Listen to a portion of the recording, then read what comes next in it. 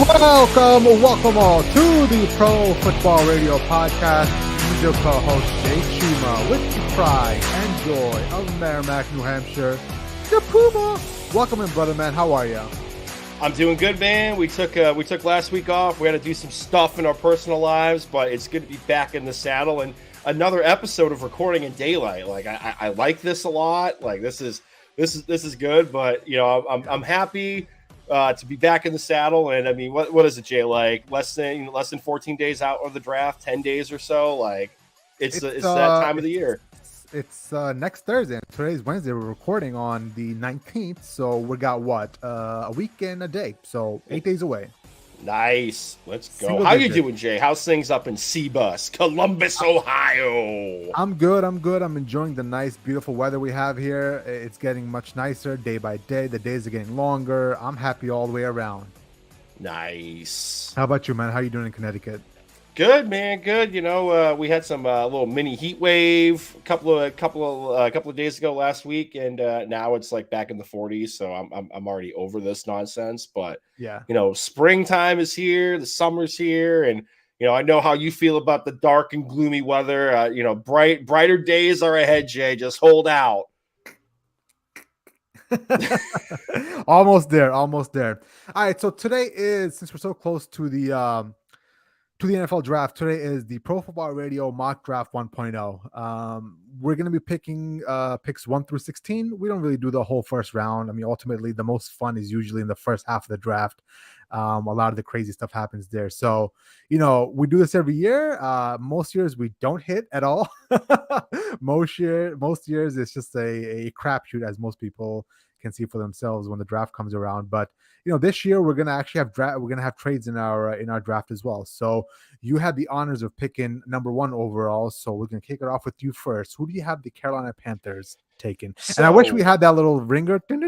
Yes, but the NFL will probably be on our ass in a cocaine heartbeat for using their sound. But at the Pro Football Radio Podcast Mock Draft 1.0, the Carolina Panthers are on the clock, and they waste no time putting this pick in.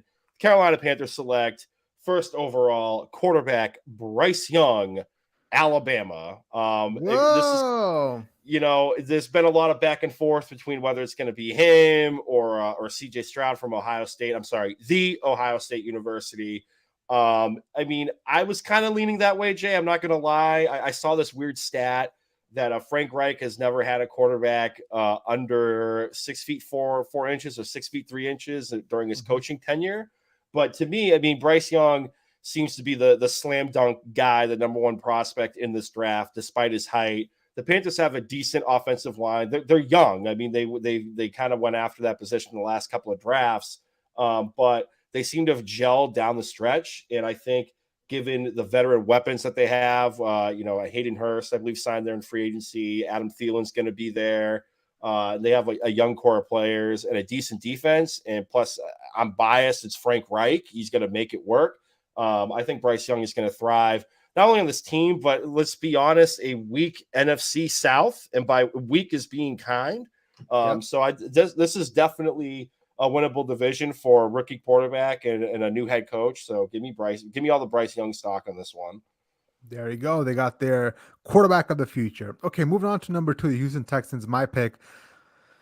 I'm going to take CJ Stroud here from the Ohio State University. Now, in a weird world where things get nuts, I can't see the Houston Texans punting on this pick here. You mentioned this a couple of times via text. We can see, most people believe 1, 2 are going to be quarterbacks and 3 is where the draft really starts. But there is a scenario where the Houston Texans are taking calls for that number 2 overall pick, and they could move off of that. So if somebody really likes, CJ Stroud, Anthony Richardson, whoever it is, they can come up and try to take that guy. But for the time being, I think they do like CJ Stroud enough to draft him. The Texans have been looking for a franchise quarterback for a while now, ever since Deshaun Watson left Houston. CJ Stroud himself got a good frame. Good touch on the ball, good velocity on the football. He does lack some intangibles. As being a resident Ohio State fan, I watch him for 2 years straight now, so I know where his pitfalls are. But if you put him in a system where he feels valued, which is key in all of this, he has some I don't want to say trust issues, but he definitely needs to know, whoever is drafting him has his best interest at heart. And if you do provide that for him, then I think from there, the sky's the limit for this kid. So if he's mentally right and he's got the support he needs, he can do really great things in the NFL. Nice. Love it. Yes. Now, number three, your pick for the Arizona Cardinals. This is where a lot of people have a trade happening. Do you have a trade happening here? You're goddamn right. I have a trade happening here, Jay. And let's Oh, be honest, it came out a couple of days ago that I think the Arizona Cardinals put it out there just to drum up some business that at least 6 teams were in the running to trade up for the spot. In reality, I think it's probably about 3 teams tops that were in the spot to trade up, and we're gonna have the Las Vegas Raiders trading up to number 3. A couple of people, notably Ben Albright on Twitter. He also covers the Denver Broncos, NFL Insider, also pre Twitter meltdown, Ben Albright. But that oof. being said, Is he all right? I think he is okay. Love you, Ben. I'm not taking shots at you. I hope you're doing better. But he was one of the first people banging that drum that the Raiders could be on the move for the draft board. And I think it's going to happen. Honestly, we're just messing around with the trade compensation to have the trade go through. So this isn't like a blind, this is just a dart throw at this point, just to get it to happen. Oh, Um, accepted. did get accepted. We did the pre-show to see how this would work out. But I have the Raiders trading up to number 3, and I have the Raiders selecting quarterback Anthony Richardson from the University of Florida. He looked great at the combine. He looked great at the pro day. He probably has the strongest arm out of this draft class. Let's be honest, he has the highest ceiling out of this draft class, a big frame, a lot, reminiscent of Cam Newton when he came out of college, out of Auburn. But there's also an argument that could be made. This guy has the lowest ceiling, lowest Mhm. floor, I should say, out of all the quarterbacks in the draft. But for me, you're in the AFC West. It's a hard division. Even with the Denver Broncos being the Denver Broncos, if he's able to sit behind Jimmy Garoppolo and take the time to learn this system that Josh McDaniels wants to do and to fine tune the intermediate passing throws. You couple that with his legs, especially with the offensive line of the Raiders, he's going to have to use those legs to essentially stay alive. Let's be honest. But in this division with Patrick Mahomes, like you're going to need firepower to keep up. And in theory, he pans out. He has a cannon of an arm, stretch the field with Devontae Adams.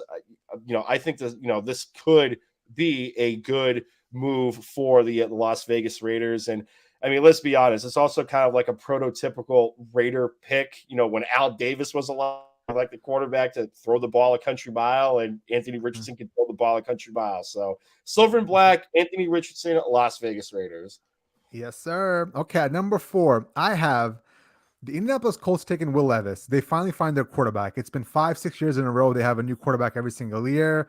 It's been basically a rotating door at quarterback, and they've got to find the guy for the future. Now, Will Levis himself, 6'4", 229 pounds, massive arm. He has a massive body. He's physically imposing. His arm, he can throw into tight windows. He can throw downfield. The only concern with him is some of his fundamentals and his accuracy kind of can be spotty. There's a reason why he left Penn State, had to go to Kentucky. And at Kentucky, we thought he's going to have a great, year that's going to propel him to the number 1 overall pick. But he's kind of been hit and miss, and a lot of it comes down to the details of his game. I mentioned his footwork and his accuracy. So hopefully that's something that he can work on in the NFL. Now, in this scenario, Puma, I haven't, the Colts taking Will Levis, but I can also see this being another potential spot where somebody can move up and take somebody, right? I think the Colts are maybe open for business. And a lot of these quarterbacks here, besides Bryce Young and CJ Stroud, they're kind of developmental guys. So I can see a scenario where a lot of these teams are thinking, you know what, next year's quarterback draft is much stronger. Let's go ahead and punt this year and play for next year, essentially. Yeah, I can buy that. And, also in the ultimate let's get nuts scenario, Jay, we were talking about this in pre-show. I can also see the Colts, Jim Irsay being Jim Irsay, Mm-hmm. potentially trading this pick to Baltimore to get Lamar Jackson. Mm. Or the other one, which I think is less likely to happen out of the two. I mean, honestly, I don't see Jim Irsay doing it, but it's Jim Irsay. It's not beyond the realm. But I can also see them, like you said, Jay, punting on this quarterback class. But the problem is Chris Ballard will probably be out of a job, so he won't be around to pick Caleb Williams first overall or Drake May first overall next year in the draft. But I can definitely see that happening. If they were open for business, I can see maybe Tennessee trying to jump up and get into that market to get a quarterback. But I think this is another second trading spot for a couple other teams. Okay. At number 5, who do you have the Seattle Seahawks taken? Number 5, we're going to go on the defensive side of the football. The Seattle Seahawks select Tyree Wilson, edge Good choice. rusher, Texas Tech. Will Anderson has kind of been deemed like the air quote the safer pick out of this draft class, especially with I don't think so. with Carter, right? With Carter having his fall from grace per se, with the off-field issues, with the death after the national championship game with an auto accident and being out of shape at the combine. But Tyree Wilson, to me, presents the most upside out of this draft. He's got a big frame; he can still put on a bit more mass, and I think he would be great on this defense. The Seattle Seahawks, address the interior defensive line in free agency a little bit. I think if you throw Tyree Wilson in there, he has the most upside, and I think it would be fun on the defensive side of the football to see this kid work in an NFC West where you have like Joey Bosa and Eric Armstead and all that nonsense, and see him try to get after Trent Williams on the offensive line. So that would be fun to watch. So next up at the Lions at number 6, they're gonna go defense here because their offense is fairly set. They have issues stopping people, so they're gonna go on defense here. But I was up in the air between Christian Gonzalez and Jalen Carter. Mostly because I believe Christian Gonzalez is a safer pick here because of Jalen Carter's off the field issue that kind of arose the last couple of weeks. But I just can't pass up the talent of Jalen Carter. Like the guy is 6'4", 6'3", 314 pounds, can line up anywhere on the defensive line, can play three down tackle. He can basically wreak havoc. He reminds me of a young Aaron Donald, and I know that's high praise, but his motor's there, and his work ethic seems to be there. So I am going to have the Lions taking Jalen Carter here, with the caveat being the Lions system has to be strong enough to mold this young man. Obviously, he has some off the field issues, and I'm hoping he's over that now. So hopefully that's something that the Lions can help mold for him, help him out. Yeah. Now for the Lions, like in reality land, do you see them potentially being in the business of getting a quarterback? So let's say one of the guys falls. Let's say Will Levis is sitting there. I think it's gonna be 1, 2, 3 for the most part. But if it does get nuts, I can see them kicking the can on basically, talking about if a quarterback is worthy or not. Um, let's be real. Jared Goff has what, 1, 2 more good years in him, right? And he's always spotty. He's always up and down. So I can see them potentially taking a quarterback if somebody's available. Do you? Yeah, for sure. Whether or not it's they take it here or maybe they we'll get to it towards the end of the draft as being a team that might trade back into the first round to get a quarterback. But I definitely see it as a possibility. But my gut kind of says they'll take Christian Gonzalez at cornerback just to shore up the secondary because from a betting perspective they were the over team you always wanted to target because their defense really couldn't stop anything. However, after they did fire that cornerbacks coach midway through the season, It got better. the secondary did get better. So, Mhm. I think you throw him in there, Gonzalez, that would be a really massive boost for the Lions. But I mean, Jalen Carter, you can't go wrong either. Just like you said, the potential upside if he's able to right the ship. Yes, sir. All right, number 7. Who you got here? 7, the Arizona Cardinals trade down and they get the guy they've wanted anyways, even if they were still going to be picking number 3. They're going to be taking Will Anderson, edge rusher from Alabama. Now, like I said, a lot of people seem to deem him as the safer pick in the draft per se. Jay and I aren't really in agreement with that. But I do think they take Will Anderson. I mean, J.J. Watt retired. That defense needs a big overhaul. Honestly, the Cardinals are in a rebuilding year, as funny as it sounds with that albatross of a contract they just gave to Kyler Murray. But, Gannon, the new head coach, the former defensive coordinator for the Eagles, I think he'll be able to use Will Anderson Jr. as a building block on that defense for years to come. So give me Will Anderson out of Alabama. Nice. At number 8, I've got the Falcons taking a little bit of a project here in Miles Murphy from Clemson, the edge rusher. Now, just like we're talking about AR-15, how he's going to be a boom and bust kind of guy, same thing here with Miles Murphy. He's 6'5", 258 pounds, and he is producing at the college level strictly based off of his physical skill sets, right? Ultimately, the NFL game is more of a tactician game. You got to learn your skill sets. You've got to basically repeat reps over and over again, and basically become a master of the trade. So he's gonna have to learn, and it's going to be a little bit of a process. He's still 1 or 2 years away from actually contributing to a team, but if the Falcons pour some resources and effort into him, I think this could be phenomenal, man. Like we're talking like meet between JJ Watt's size and Von Miller's like speed and quickness. Like he is that kind of like athletic freak that can become something massive for the Atlanta Falcons. But it will take a little bit of time and effort for those guys. Nice, nice.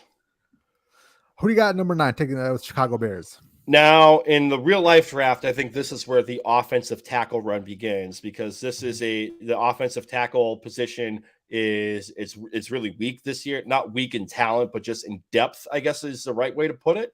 And for the Chicago Bears, the first offensive lineman that's going to be off the board is going to be Peter Skoranek, offensive tackle, Northwestern. Normally played on the outside. I believe he played left tackle, but a couple of people were saying his arms are a little short compared to the rest of the guys in the draft this year, so that could potentially provide an issue down the road. But a lot of people have been saying, he can't pretty much play any position on the offensive line. He can be kicked inside and be a guard. Pete Prisco, I know he's kind of a troll a bit on Twitter for CBS, but he made a comp, and looking at this kid's tape, I can kind of see it. If they move him inside, he could potentially be, his comp would be Zach Martin from the Dallas Cowboys. And I think that's a fair assessment. And I mean, the Bears pretty much planted their flag with Justin Fields, and Justin Fields down the stretch seemed to have unlocked and got a grasp of the offense down the last year, but the offensive line got him killed on many of an occasion. They're going to have to protect the investment. I think Peter Skoronski is going to be the building block that this offensive line is going to need. Yeah. Okay, at number 10, I got the Philadelphia Eagles picking here. And, there's a lot of great talent still left on the board here. We got Paris Johnson. We've got, Christian Gonzalez, Broderick Jones. But I'm going to get a little nuts here. This is a little outside the realm of possibility just because I think Harry Roseman is going to take Bijan Robinson here. And we're going to have the first big shock of the NFL draft, right? Bijan Robinson's probably going to go a little bit lower. Running backs are a little devalued. But I think with how far along the Eagles are, putting him into that running attack with Jalen Hurts could be lethal. Bijan Robinson is the kind of guy that can, run 30 times a game. He can run 15 times a game. He can catch 25 times a game. He can catch 4 times a game. He really is a jack of all trades, and his athleticism is off the charts. Now, ultimately, Bijan Robinson is not going to carry you to the Super Bowl. So, if somebody like the Atlanta Falcons or even the Cardinals have so many needs, Bijan Robinson doesn't make any sense for them. But for the Eagles, coming off a Super Bowl appearance and being so close to winning, I think he could be that final piece needed to get him over the hurdle. Nice. Love it. I love the let's get nuts scenarios. And I mean, Yeah. honestly, Jay, they just got rid of Miles Sanders. They Yeah. really even used him. Bijan is a savage out of Texas. So And this is where this is a place where I can see Devin Witherspoon going or Christian Gonzalez, truthfully. But with Bijan in that offense with Jalen, yeah, that'd be nice. Love it. All right. The Tennessee Titans are on the clock, and they're going Paris Johnson Jr., offensive tackle, the Ohio State University. A lot of Let's people, and go. Jay, you can add any analysis as well too on this one, because you've seen this kid from the jump. A lot of people, and a lot of people, rightfully so, in my opinion, have Paris Johnson as the number one offensive tackle prospect in the draft this year. Super versatile. I believe he can play pretty much anywhere on the line. He's going to be an all-pro in the future, and a couple of people had a comp of his as Andrew Thomas coming out a couple of years ago. So I like the Tennessee Titans fixing that offensive line. Whether or not it's going to be Tannehill or some other quarterback behind there that he's protecting, that's open to debate. But they start protecting the investment back there with Paris Johnson Jr. Yeah, he's an absolute freak, bro. He's 6'6", 310, which is light for a 6'6" frame. He can pack on probably another 20, 30 pounds and still be athletic to get out and kick block and, set up run blocks and all that stuff. So he's a physical freak, in my opinion. He can run, he can move. Some of his downsides are, he can still work on some of his technique, but eventually that's something that a lot of these kids will learn in the NFL. So yeah, good pick for the Titans, man. All right. At number 14, Puma, I have the Houston Texans taking Jackson Smith and Jigba from the Oh, Ohio State University. And since it's so hard to say his name, I'm just gonna call him JSN, right? It's so much easier. So he's gonna get paired up with CJ Stroud in this mock draft. And I think, essentially the Houston Texans will have, their cornerstone on offense for the next, 10 years, in my opinion, if both of them pan out. Um, Jackson Smith and Jigba, he's not a burner down the field, but he's one of those guys that reminds me of Julian Edelman, where the shiftiness, the quickness in and out of his routes are just next level. His 3-cone drill was off the charts. He has quickness in bursts. He doesn't have top end speed like I mentioned, but him and CJ Stroud in that offense could be something deadly. nice. Love it. Love it. All right. The New York Jets are on the clock. Now, this is also assuming that the New York Jets do not trade their first round pick to Green Bay to get Aaron Rodgers. Let's just assume they still have it in this year's draft. The New York Jets are going to go Broderick Jones, offensive tackle, University of Georgia. This is more of a pick, assuming Mekhi Becton is not going to be ready for the upcoming season. He's already last year he was already chirping about wanting a contract extension in line with some of the top tier offensive linemen in the NFL. The issue with Mekhi is, he hasn't been healthy throughout his short career in the NFL thus far.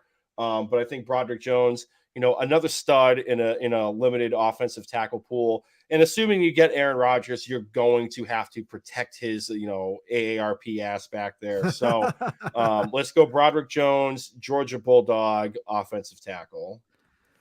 All right, next up, I've got my New England Patriots. If you can see my shirt here, Mm-hmm.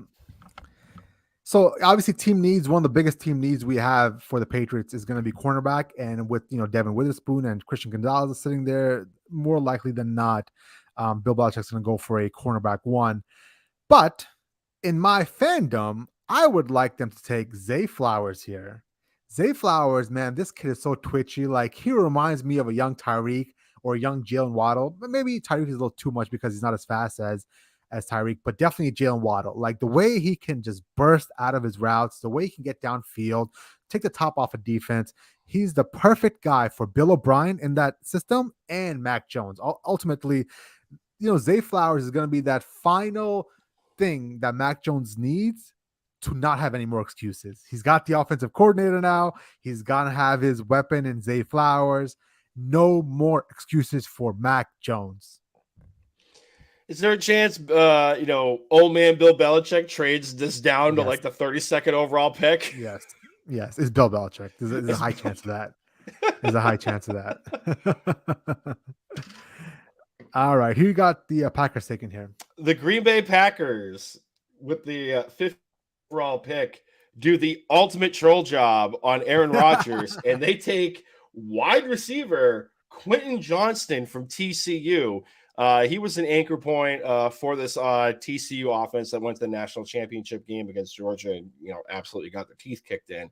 But he was great in the big, in the league, the Big 12, absolute stud. Big guy. Some people say he's going to run under like a 440 in the NFL. I don't see it that way. He's a big frame guy. He's a big body. He can really get the 50-50 ball.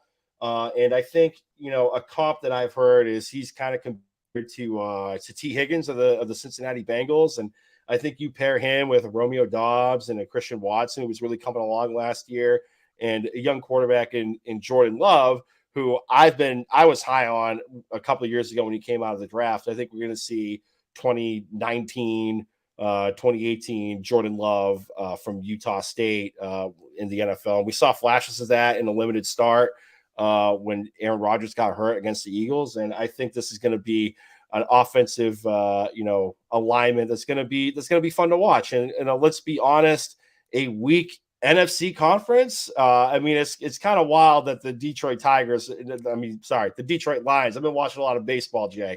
The Detroit Lions are the chalk pick to win the division, but I think with this team and the coaching staff and the quarterback that's going to be buying into what LaFleur wants to do offensively, I think Quentin Johnson could be fun to watch as a big red zone target for this team. All right, and then finally, the last pick in our mock draft. Sorry about that. In our pre-production meeting, Puma, I talked about Joey Porter Jr. Actually, you mentioned Joey Porter Jr. going to the Washington Commanders here, but as I'm sitting here looking at this, Christian Gonzalez is still there. Mm-hmm. Like, I mean, this is where at number 16 and Gonzalez is still there. Yeah, I would run to the podium and take him here. I mean, the kid's 6'1", 200 pounds.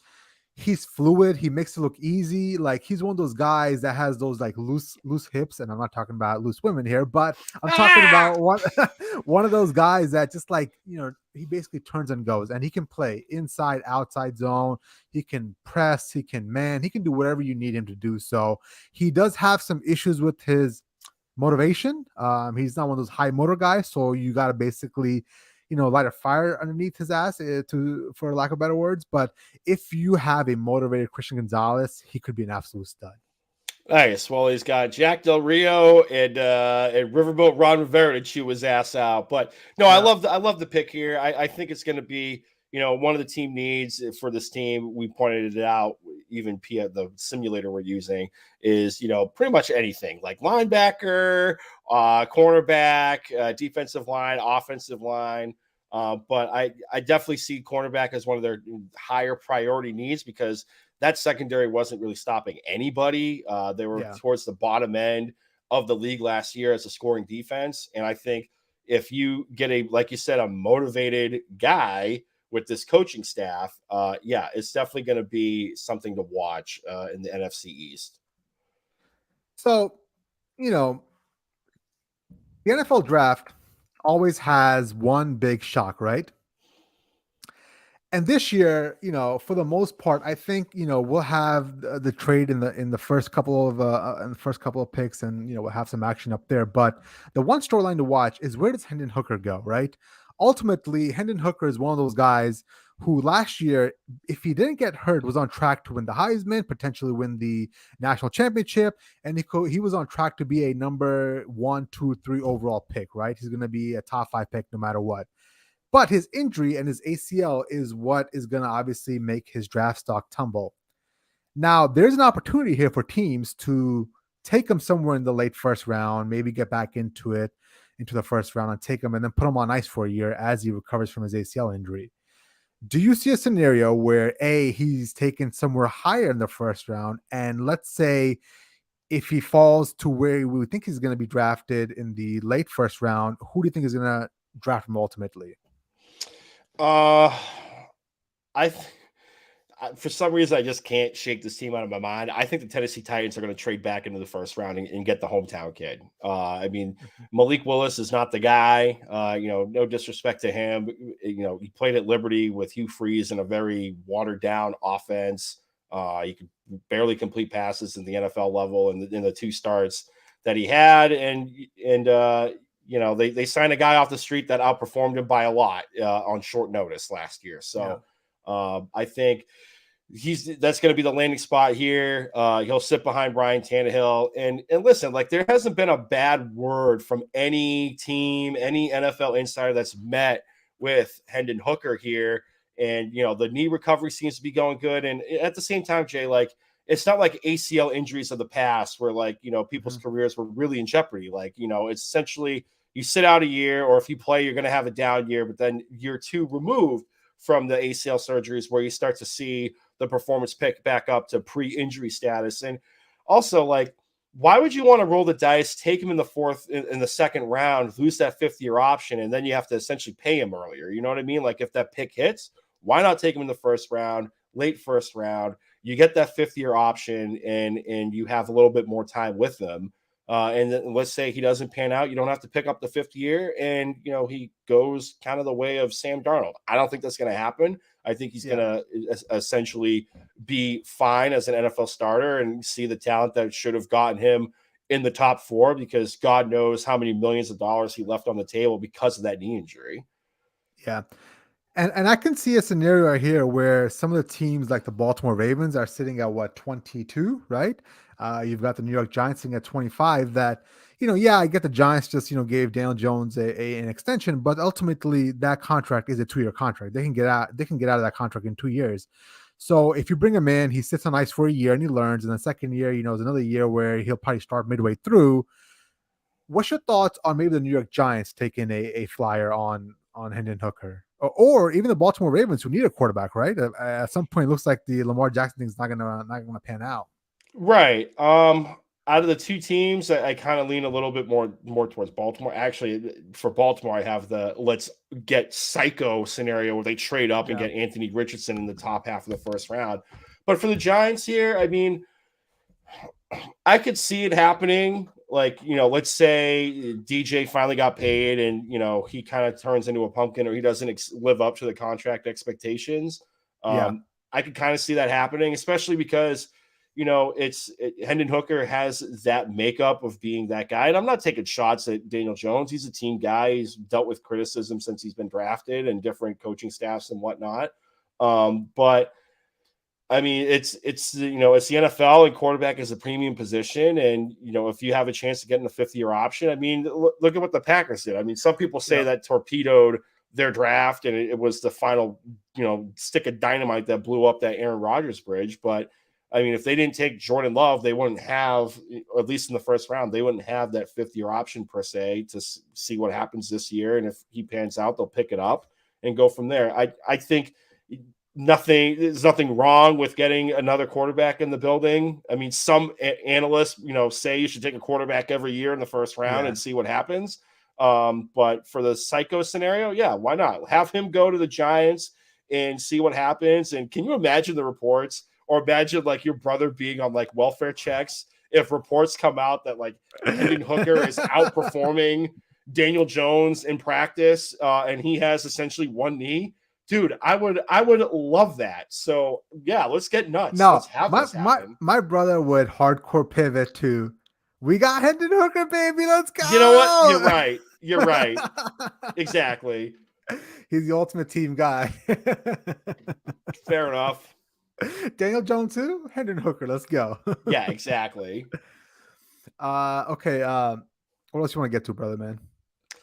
I mean, I don't know, Jay. I mean, we had a quarterback get paid. We have a quarterback that's on the trade block, and it's not Aaron. It's another guy besides Aaron Rodgers. And I don't know, Jay. Let's open it up. Let's talk about Jalen Hurts real quick and Okay. his new contract extension and whether or not it's a good thing or a bad thing for Lamar Jackson. So, about 48 hours ago, the Eagles and Jalen reached a contract extension, and he's now the highest paid quarterback in NFL history, I believe, on Mhm. annual value, which is kind of a loaded number because the back half of the contract is funny money and it's not factoring in, the rookie contract that he's currently playing on.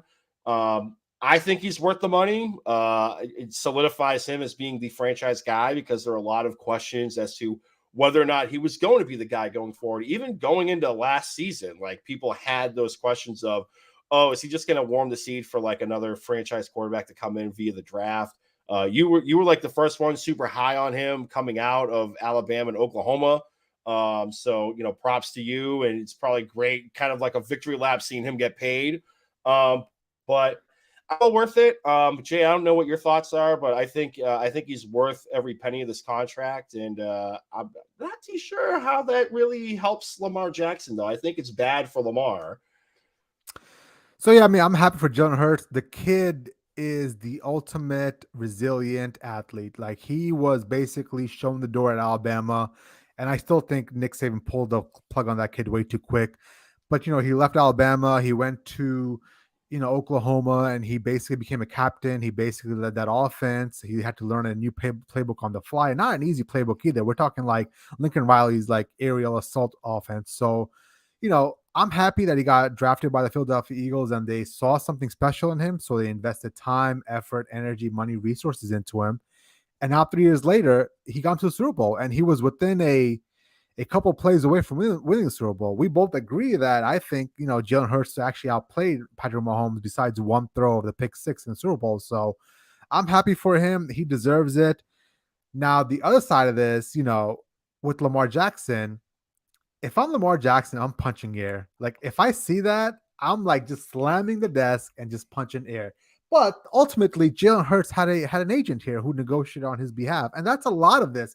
The more this thing drags on, the more I realize I think they would have come to an agreement if he had an agent. Like it's very simple. Like Lamar thinks he's worth something special here, which is the Deshaun Watson contract. Ultimately, he's not. We all can see it. Nobody wants to say it. Ben Roethlisberger said it, and then he got like backlash. But let's be real about this. He's not the type of quarterback that'll sit from the pocket and throw like a Deshaun Watson was. So when you have running quarterbacks that are predominantly run first, you've got to basically you don't give like that kind of contract to a running quarterback, in my opinion. So it is what it is at this point with Lamar Jackson.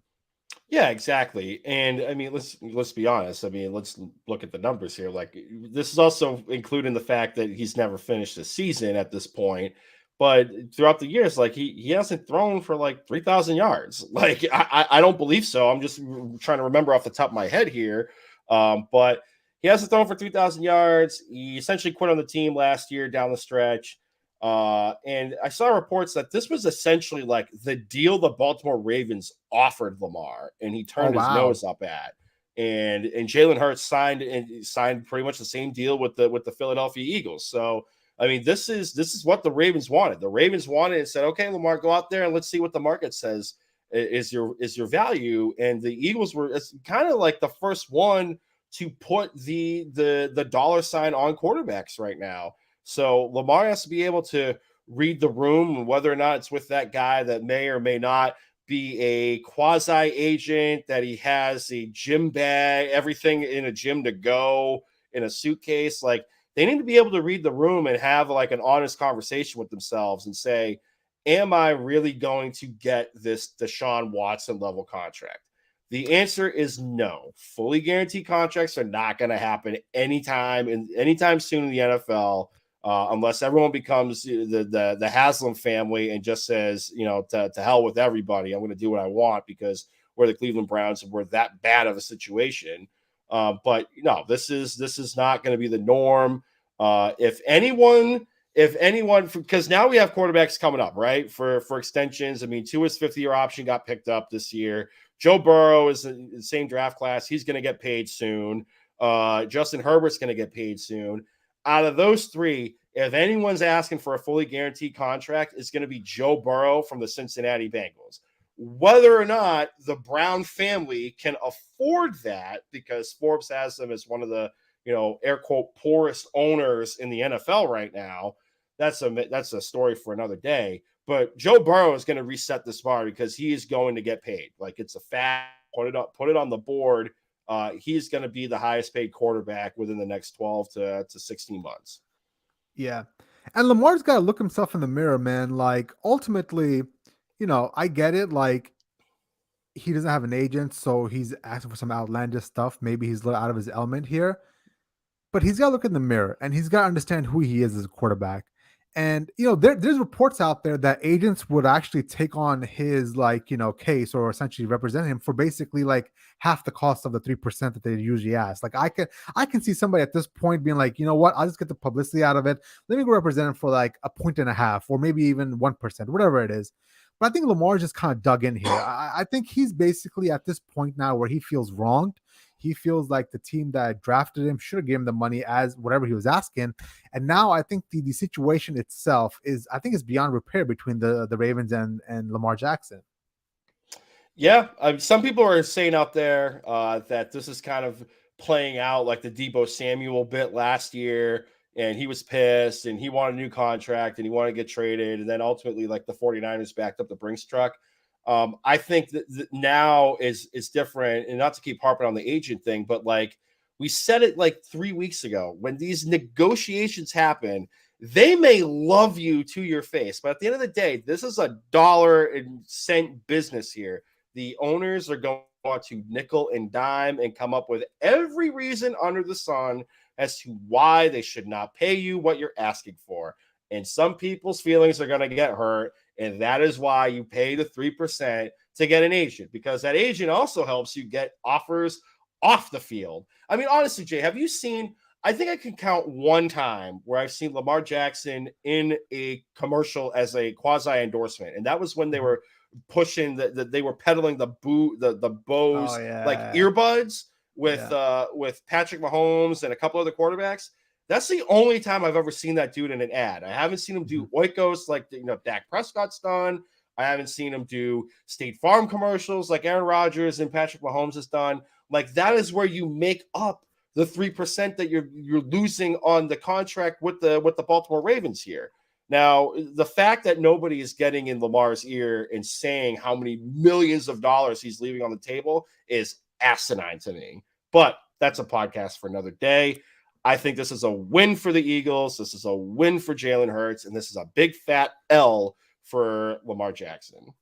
It's a big win for Joe Burrow as well, Exactly. and Justin Herbert. Oh yeah, and Herbert, and Tua when he wins MVP this year. Let's go. What else you want to get to, brother man?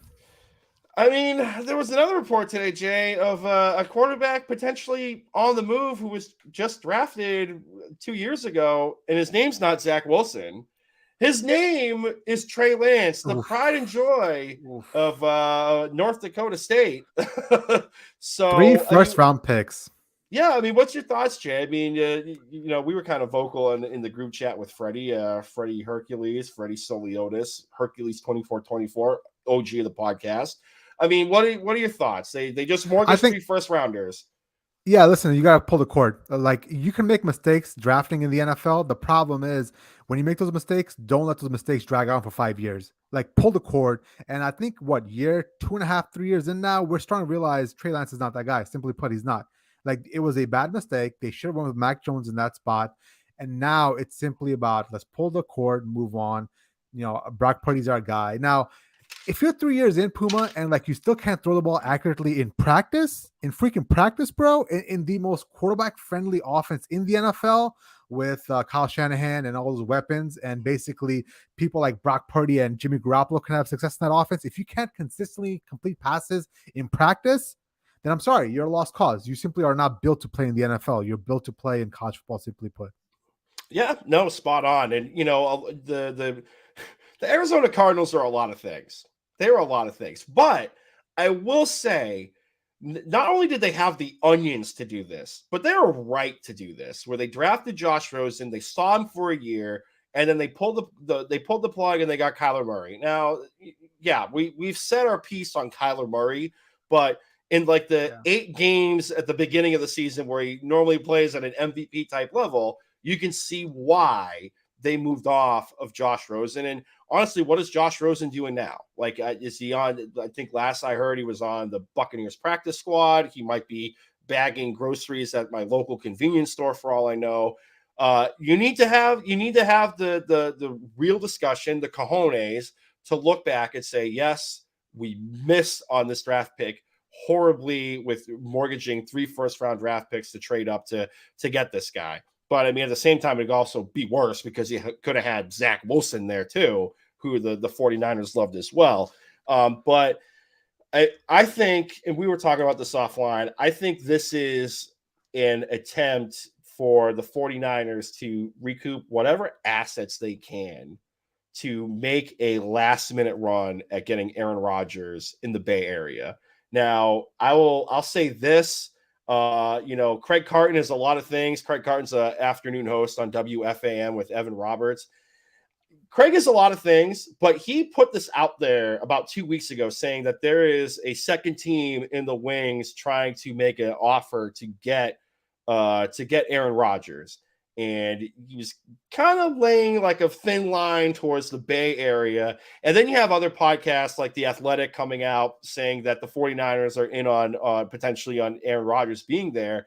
I think this is a chance for the 49ers to get whatever assets they can to make a bid to get Aaron Rodgers, because a couple of days ago, you had Brock Purdy come out saying, Mhm. I don't think, Yep. there's a chance I might miss this whole season. Yeah. So if you're going to miss this whole season and you're taking phone calls on Trey Lance potentially being out the building, being traded, and you have Sam Darnold in the wings. I know like the system is going to make quarterbacks look great. I'm not taking anything away from Brock Purdy because he was a decent quarterback in college at Iowa State, but Yeah. if he's not going to be ready in a weak NFC, why wouldn't you make a bid to get Aaron Rodgers? He's going to be there for a year or two tops because he was 90% retired going into a darkness retreat. Why not get him on a rental essentially while Brock Purdy is recovering from an elbow injury? Because the ultimate goal is to win a championship. Kyle Shanahan gets that monkey off his back. Why not? Who cares? I think you make a good point, Puma. I was thinking about this, a couple days ago. What's it say that Brock Purdy has a basically Tommy John surgery, Mm-hmm. right? A torn UCL, which basically means, he may not be able to throw a football. I know the mechanics are a little different from throwing a baseball and throwing a football, but there's a small chance he could not play football this year. So the 49ers are down to Trey Lance and Sam Darnold, and they still are taking calls on Trey Lance. Like, what's it say about Trey Lance's ability to play in the NFL? And the 49ers are like, you know what? We'll just ride out with Sam Darnold. How about that? You can go ahead and leave us. Now, ultimately, I really don't know what the 49ers are doing at quarterback because let's say Brock Purdy is hurt. He's not going to be ready until the middle of the year. Are you really going to roll into next year with Sam Darnold? Probably not, right? That makes no sense to me. And Aaron Rodgers, he seems to be there for the taking because as this drags on, as the weeks drag on, and if the draft comes and he still doesn't get traded to the Jets, then I think there's a red alarm fire. Like then I think the Jets fans should be worried about Aaron Rodgers potentially not going to New York. Now, finally, I mean, I hate to bring this up, but why don't the 49ers call Tom Brady? Oh, good God. No, he's modeling. He's designing menswear, right? He came out with like a new T-shirt or something. No, but ultimately, is that not a perfect fit out there? Like, let's say Aaron Rodgers goes to New York, right? Brock Purdy is still hurt. Trey Lance gets traded. Why isn't Tom Brady being called by the Shanahans? Like, what's happening there? True. I think that's more so like also like an indictment on how bad the NFC is, Yeah, right? Like, and let's just be real. Like the system is, essentially like what gave Brock Purdy that boost. Like, no disrespect to the guy, there is a reason why you were Mister Irrelevant, right? yeah. Like, it's not like an accident you were down there. Like, sure, scouts missed. I mean, scouts missed on the 199th pick in Tom Brady, so it happens. But like the fact that you're Mr. Irrelevant to leading the team to an NFC championship game, and let's be honest, if he wasn't hurt, the result may or may not have been different than what it came out to be. I think that's a testament to that coaching staff and that system that Kyle Shanahan puts out there. And the other thing too, like if you're Aaron Rodgers and you're looking at the NFL landscape, do you Mhm. want to play in the watered down version of the NFC, or do you want to try to make your way through the hell in a cell that is known as the AFC to get to a championship game and to get to a Super Bowl? Because we all know, the all paths are going to go to Arrowhead essentially, right? And I'm saying that as a guy that loves the Bills and loves the Dolphins and loves Josh Allen. But we've been on here saying that the Bills window is closed. Everything's going to be going through Arrowhead. Like, do you really want to roll that dice, or do you kind of want the cakewalk of, hey, I could actually have an NFC championship game hosted at my stadium at Levi Stadium in Santa Clara? I'm not saying it's in San Francisco. It's in Santa Clara, California, people. I'm sorry. Why not go that route? And So let's say, essentially, oh, I go was ahead. just going to say, like, and essentially, like, this also gives the Packers leverage, right? Because now there's another suitor, and they can tell Joe Douglas and Woody Johnson to stop dicking around. Like, you have up until this point, and the negotiations are off. We have another suitor. So let's walk down this playoff picture, right? So you got the Jets with Aaron Rodgers. You got to go through Kansas City Chiefs. You got to go through the Buffalo Bills. You got to go through Josh Allen. You got to go through Patrick Mahomes. You got to go through Joe Burrow and the Bengals. Let's say Lamar Jackson's back with the Ravens and he's engaged. You got to go through them. You've got to go through Justin Herbert and the Chargers. You got to go Miami, through thank you. Miami Dolphins and Tua. You've got to go through Trevor Lawrence and the Jacksonville Jaguars. You've got to go through Deshaun Watson, the Cleveland Browns, who I am very high on this year. You heard it here. You heard it here first, people. Deshaun Watson and the Cleveland Browns are going to be good this year. And the Sean Payton led, not Russell Wilson led, Sean Payton led Denver Broncos are also going to be really good. They're going to be a tough out. So you're 8, 9 teams deep into the playoff picture. They're going to be uphill battles. in the NFC, you've got the Eagles and who? Right? If you're the 49ers and you've got Aaron Rodgers on your team, you've got to go through the defending NFC champion, the Eagles, and then who else? Who else is out there? The Vikings? Get out of here. You've got the Lions. Like, who else is out there now that Tom Brady's retired from the Buccaneers that's going to pose any threat besides the Eagles? So if I'm Aaron Rodgers, I am doing whatever I can to somehow end up in San Fran with that roster, with that quarterback-friendly offense, with all those weapons. I'm trying to get out there because that's his best shot to win a Super Bowl. Mm-hmm.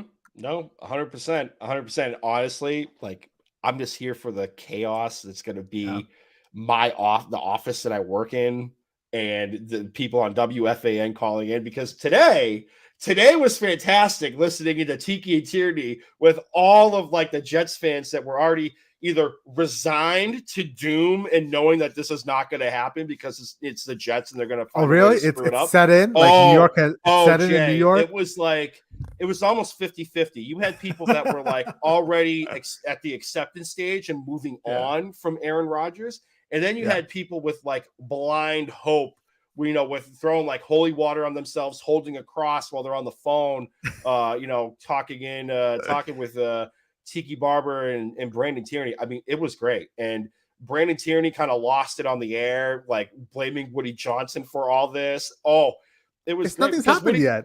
because Woody Johnson came out a couple of days ago saying he was starting to get cold feet Oh, really? about this whole. Oh yeah, Wait. oh Woody yeah. Johnson said that? So Woody Johnson said that there's a chance that Aaron Rodgers could not end up as a New York Jet.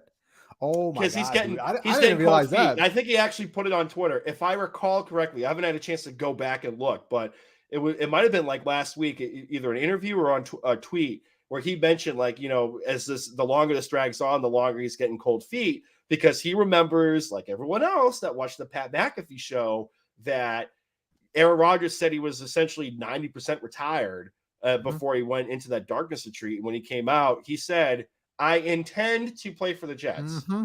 That's He it. worded it that way. Now, Aaron Rodgers, we all know that he is a wordsmith and has different definitions for what words may mean. Intend is different than I will play for the New York Jets, or I will, I guarantee I will be on that roster. So you have Woody Johnson saying he has cold feet. And then 14 days ago, you have the general manager, Joe Douglas, on a live event for Boomer and Geo, the morning show on WFAN, when Boomer Esiason asked, when's Aaron Rodgers getting here?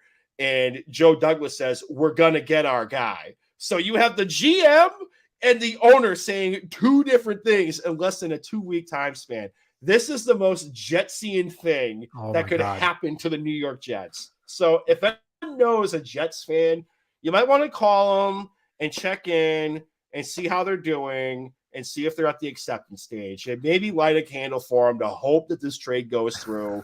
So God forbid nothing bad happens. I gotta call my buddy Ryan Sweeney and see how he's doing. Yes. For real. Oh man, that'd be some funny stuff. Okay, sir. Anything else you want to get to? You want to call it a I day? think I'm good, unless you got something you want to touch on. Before we go, we got Kevin dropping a smiley face in the comment section. So what up, Kevin? Good seeing you, What brother, up, man. Kev? I like how you went all white girl there for a second. Like, what up, Kev? What up, Kev? What's happening? Kev, what do you think's going to happen in the draft? I wonder what Kevin thinks is going to happen in the draft. Like, does he think the Pats are going to get Flowers, or does he think they're going to get a quarterback, or Bill Belichick is going to mortgage everything and get Lamar Jackson? I wonder what he thinks the Pats are going to do in the draft this year. I will keep monitoring the comments, see if he's still watching. He might be watching at work. It is like still like 3 p.m. out there on the West Coast. So who needs a job? It's fine. Yeah. Other than that, you want to plug it up and call it a day, brother, man? Yeah, we'll plug it up and get out of here. This episode of the pod and previous episodes of the Pro Football Radio Podcast can be found on Google Podcast, Apple Podcasts, Spotify, YouTube, or wherever else you get your podcasts at. YouTube, be sure to subscribe and hit the little bell button. You'll be notified when we have live videos like this. Google Podcasts, be sure to leave a 5-star review. Apple Podcasts, be sure to leave a 5-star review as well too. I don't know how the algorithm works with the AI that may or may not be taking over the world pretty soon, but somehow it helps us with the exposure. So leave 5-star reviews, hit that like button, hit that subscribe button. Social media wise, Facebook, Instagram, Pro Football Radio Podcast, the Twitter machine at PFR Podcast. I'm on Twitter at Brando_Puma. Jay Chima, the captain of the ship on the ones and the twos, is at Jay Chima. Like, subscribe, download, hit us up on social media. The DMs are open. And, happy draft season. I can't wait to see Jay's reaction to what the Pats do. Hopefully it's not like what it was a couple of years ago when they took Mac Jones and had to take the sharp objects away. But hopefully it's a good night for everybody. Yeah, that was a rough last year, a couple of years ago. But Yeah, it was. imagine if they trade up and they take AR-15. Oh my god, dude! I'm not even a big AR-15 fan. I'd be losing my mind. Thank God. Praise to heaven. Enjoy a draft. We'll talk to you guys afterwards. Go Pats! Via con Dios.